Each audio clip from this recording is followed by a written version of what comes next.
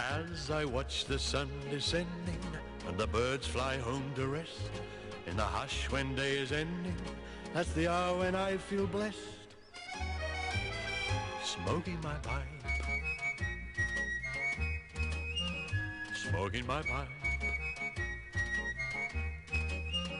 like a whisper through the cornfield comes a gentle evening breeze.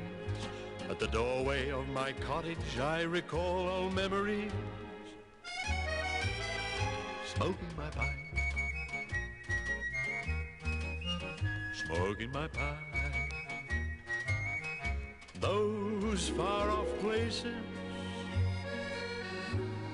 beyond the blue,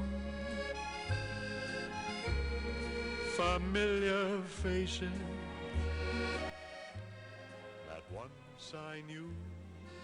Hello, brothers and sisters. Professor Jeremiah here, back with another To Smoke Every blend, sitting in my office. And I tell you, today's blend is one that a lot of people dislike. How do I feel about it? Well, I'm going to tell you. If you're smoking it the way that I enjoy it, you might like it. A number of people have said that this blend after the initial light is nothing but hot air. And I believe the reason for that is smoking it too hot and heavy. If you're puffing away at this the way you likely smoke many of your other blends, you will likely not enjoy it.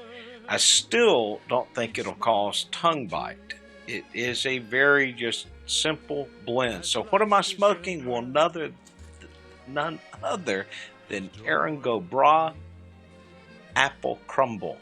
So what do I think of it? Well, I'll tell you, there's probably one bowl left in this. I picked it up a few weeks back at the Country Squire. I saw it on their shelf and I thought, well, I've never seen that before. And there was only one of them. And so I had to have it. I was like, well, if there's only one of these, I need to know what it's like. And you can even see the price here on it for those of you overseas. This is $6.99. Well, it's $6.99 for an envelope of tobacco. And I couldn't tell you right now how many bowls I've gotten out of this. Quite a few. I'm down to one bowl now. So it's a nice little Burley. And you know, I'm not a Burley smoker, but it's a nice Burley, and it says brown sugar black Cavendish, and of course the Cavendish is what draws me to it. So as far as the apple flavor to it, I wish it was stronger. I will say that. I would love a nice apple flavored tobacco, and if you know some that you would recommend, put it down in the bucket below. I would definitely love to try a decent apple flavored tobacco. I think that would be wonderful. So this was really the first apple tobacco which I picked up. And it was not really disappointing. It's still not disappointing from that. But if you're sipping it, if you're just smoking it slowly, the apple flavor's not throughout the entire smoke, but it does keep popping back and forth. It rises from time to time, and especially if you have to do a relight. Now, I will tell you though, I don't think I would smoke this blend in the car. At least for me, in the car, I get into a particular rhythm. Typically, a pipe like this would probably last me about 40 minutes drive or so. Possibly could get it up to 45 minutes. But that's smoking at a regular cadence, a regular rhythm. And I don't think you would enjoy this blend smoking it like that. That's when I think you would get the hot air coming off of it. But if it's just a nice little subtle sip, couldn't tell you, I didn't time how long it's going to last, but the flavor that I get out of it is very nice, very just laid back flavor off of it. So would I put this in my everyday rotation? Probably not. Though I would say that I would keep some on hand. For now, I would keep it on hand just because I do enjoy the apple taste from time to time. And if I'm not in a rush, if I'm just sitting around reading, it might be a good reading tobacco. Getting the apple flavor now. I think it'd be a good contemplation tobacco. Just one to just sit back and enjoy. I will say the room note, I just don't pick it up.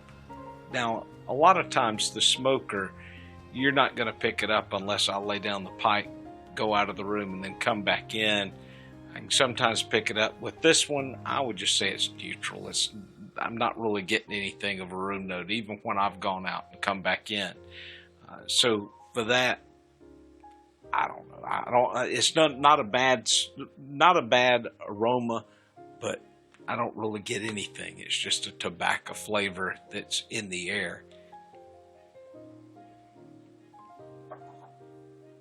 Now I've been smoking on it too slow.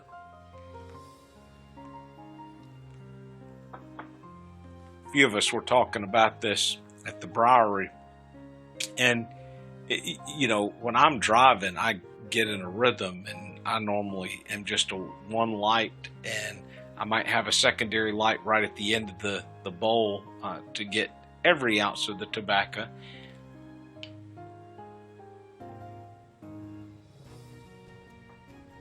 Which brings up a topic which we wandered off into recently, and that was, I'd pointed out, there was a young pipe smoker, just fresh. I don't think he had smoked more than just a few bowls, and the topic of smoking in your car came up, and sort of like the fatherly figure, I warned him. I said, well, make sure if you're smoking a pipe when you're driving a car that you've got your pipe to the side of your mouth and never straight on.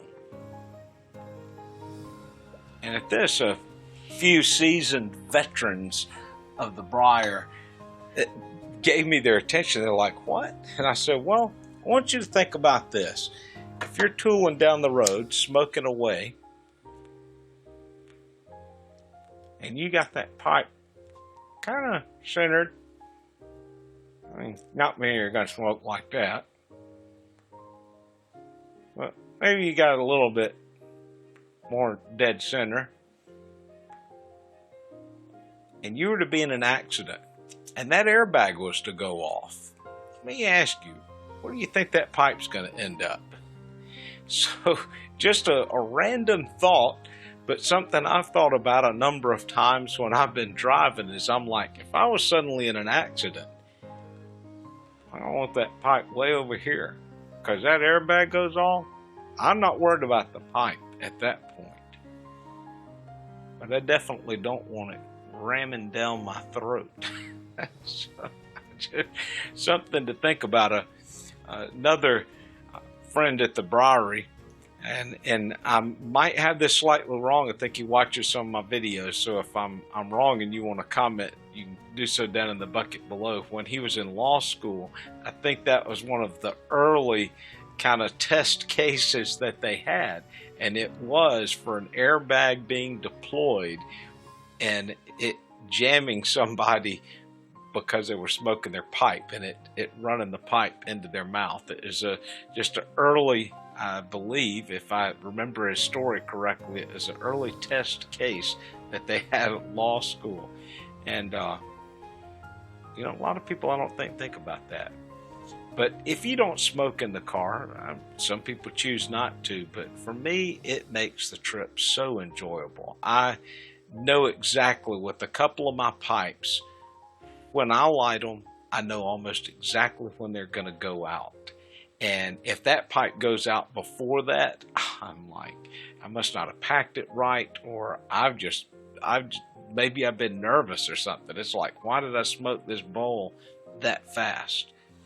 But on most of the trips, my pipe, when I light it, I'll get about one of my main travel pipes, I'll get about an hour and 20 minutes off of that smoke, and it's just so nice. And I thoroughly enjoy just smoking away at it, and it makes a trip go by so just so enjoyable, really. Just having some music in your pipe, or maybe you're listening to a audio book.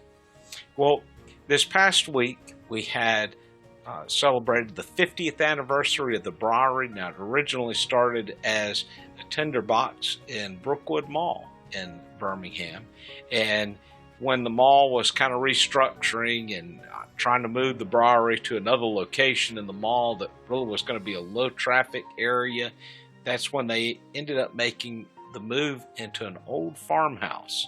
And the farmhouse is the best location for it, and it's nice. It's got its own big front porch that you can sit out on, or shade trees you could go and sit under if you so desired. And then just sitting inside the little lounge area, or sitting over at the tobacco bar just chatting away with folks.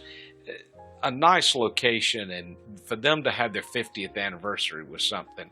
And it was a good crowd there, about the same number of folks that we normally have at our monthly meetings. And you're welcome to come every second Saturday of the month. Normally, if you got there around 11 o'clock, there'll be a group already gathered. You can come a little earlier. I think about 10, there might already start being folks that come around, and they normally go till about 4:30 or 5, if I'm not mistaken. And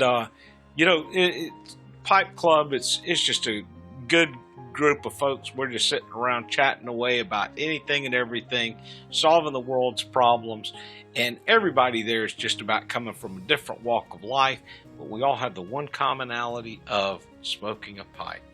And it's just a great group of folks.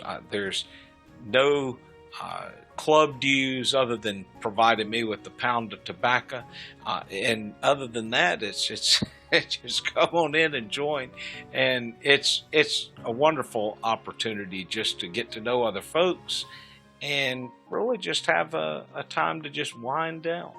And there's a few people, I can think of one person, I'll just always see them sitting over in the corner just smoking their pipe away, and every now and then they'll join in the conversation, but most of the time they're just listening. I like to think that maybe they're writing a book about the folks that gather at the Bragh for our monthly pipe club. Well, brothers and sisters, if you're in the Birmingham area tomorrow, you can drop on by or make plans sometime to come by for pipe club. If not, check out the Bragh. They also had some really cool t-shirts. I don't know if they'll be available online or not, but you can probably call and get one. But it's a really neat t-shirt. I should have brought mine in here and shown it to you, but it's actually in the washing machine. But brothers and sisters, I hope everything's going well. If it sounds of interest to you, pick up some Erin Bragh. And they have a few other blends, and I have those on hand. I have not opened them yet, so I will cover the other blends which they make soon. Till next time, God bless.